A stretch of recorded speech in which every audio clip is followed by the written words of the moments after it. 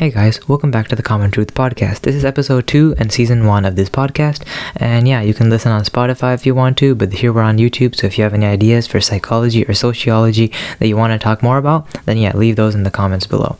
So yeah, let's right into the topic of this video. Yesterday we talked about understanding motivation, and if you want to check that video out, I'll link it down in the description. However, today we're going to be talking about something known as the Bergson's Paradox, and more importantly, what underlies what bias actually is. So yeah, just quickly let's talk about the Bergson's Paradox. So the Bergson's Paradox is our misinterpretation of very like statistical observations. So say that we have like a data set in place, we actually might like misassert when we're actually doing the measuring of that data set. And so at the end, when we get a result back, we actually might misinterpret it and find the negative correlation between two dependable traits, or traits that we actually want. So let's say there's two desirable quantities that we're measuring. The most prominent example of this, or the one that was taken while measuring the Bergson's Paradox, was talent and attractiveness, and it was given in a graph. And if someone just measures just slightly wrong because of our bias, humans are imperfect, and despite our tendency to think so, we aren't even close to being able to make the most accurate judgments, and because of this we might misinterpret data and measure in an incorrect manner. And due to this, there might be a lot of problems that arise, especially when we actually graph out our data or try and find a correlation between them, because we generally end up with a negative correlation. You know, in very few of these measured cases do we end up with a positive correlation. That in fact, even though they've tried and tested many different sets of two traits, they've actually found very little positive correlation and found that negative correlation was much more prominent. In fact, this just goes to show how much bias can be prominent within our lives, because it can just be something from us just feeling something about some ideal in some particular way, all the way to being something that affects our understanding of society nowadays. So it's a very prominent factor. It's not something that can be taken lightly, because we all possess various biases. It's not like one person is just perfect, they have no biases, and another person is just riddled with all the biases of the world, because we all basically share the same biases. Some may be able to overcome it more than others, but at the end of the day, we're just all still human. So we all still base upon the basis of human nature, and that's the fundamental part that's like in the core. So at the end of the day, we can't just depend on that one factor to like show us that we are human. So yeah, that's what understanding bias is, though. What should we overcome? Is there a way to overcome it? Because not everyone is aware about how to overcome a bias that you might have, because some perceptions are deep within our mind. So like when we're having just prejudice towards anything, whether it be an object or a person or anything, sometimes a person might be actively doing that thing in their conscious mind, and in that situation it could be easily reprimanded through just like talking to people, kind of gathering new opinions, and you can just convince that person to think otherwise. However, not in all situations. This does not happen in all situations, and in fact in a lot of the situations we're even unaware of ourselves and the biases that we ourselves possess, because we actually, as humans, we have a hard time understanding what we ourselves are like struggle at.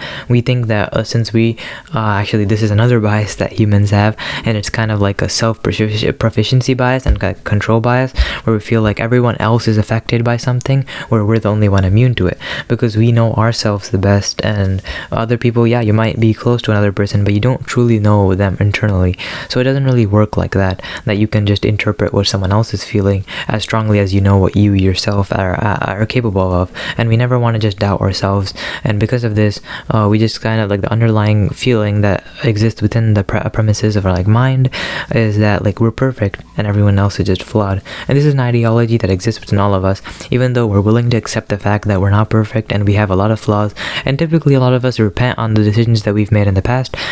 We think that this might be signaling growth, but not all the time. This doesn't always signal growth. It just signals the fact that we're different in a position, we're different than now from before. And yeah, that might signal growth, but not necessarily, because one could go in a backwards position and be able to repent on what he did in the past, or he or she did in the past, but then they actually might be taking an opposite route to what they actually initially wanted, and be taking a darker route to like to them with internally. So yeah, that's something that we want to discuss and we want to keep in mind and be aware of at all times, because bias is not something that like we can typically identify identify like, oh, this is bias, because in some situations we feel like our bias is actually what's normal.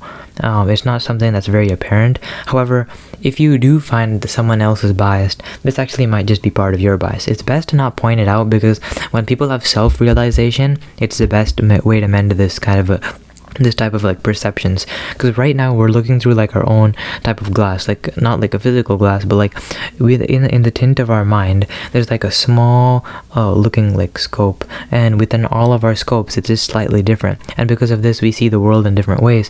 One person might think everything that happens is unfair, nothing is justified, and our society is diminishing, while another person may be happy to be alive, and they feel like our society is just progressively getting better and better, and adding on more achievements as we go further along. None of these perceptions, none of these are technically incorrect. One could argue that because of all the pollution, all the worldly problems that we have, because of like the natural world is on the decline by like a ton, because we see everything happening. It's kind of a crazy world right now, and we don't even know what the future holds for us. But yeah, anyways, many people could argue that, but then people could also argue that the industry is just going harder than ever. We're producing more than ever, and we have like the best kind of like life expectancy rates, literacy rates. All of these are just higher than they've ever been before, and our comfort in our lives is just tremendous. Because like just a century ago, people our age, or people my age at least, when they were in the teenagers, they might have to fight in a war. No one knows this. They were recruited during this time because it was just out of desperation. But now we don't have any real worry of that. So anyways, yeah, getting back to the point, these biases just exist within all of us, and it's best to just keep this in mind, because actually that's the best thing you can do in order to reduce your bias. If you keep in your mind and you kind of just stop talking as much, you stop externalizing yourself as much as you currently do, because even the most introverted of people always crave attention, so their mind is always diverted towards that, because no one is just immune from wanting anything at all. So our mind is always diverted to what we want. But if we actually take the time to consider what we need and what we actually do, and reflect upon our own demeanor, then we can actually improve upon ourselves to at a much higher rate than we normally could. So it's important to keep that in mind. Even if you if you enjoy expressing yourself, that's like nothing bad, nothing wrong with it, except maybe just take a little step back to actually consider your position, because you might not, because maybe a decade from now you might be unhappy with the position that you're in, and if you took this step, then maybe you might not have ended up in there.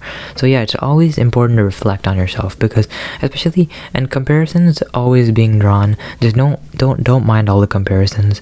You yourself know what you're capable of, but just don't try and overestimate that. Know your limits, and actually don't try and overestimate those limits, and then put a lot of internal pressure on yourself, because that's gonna be equivalent to the external pressures of the world, and you don't really want to add more upon that, because that's just gonna wreak havoc upon your body and your mental state, and eventually you might even collapse because of burnout. So yeah, that's just what I want to talk about bias, and hopefully you learned about the Belchers Paradox. I feel like that was actually pretty interesting, because it helps lead into the discussion of bias and what it truly is.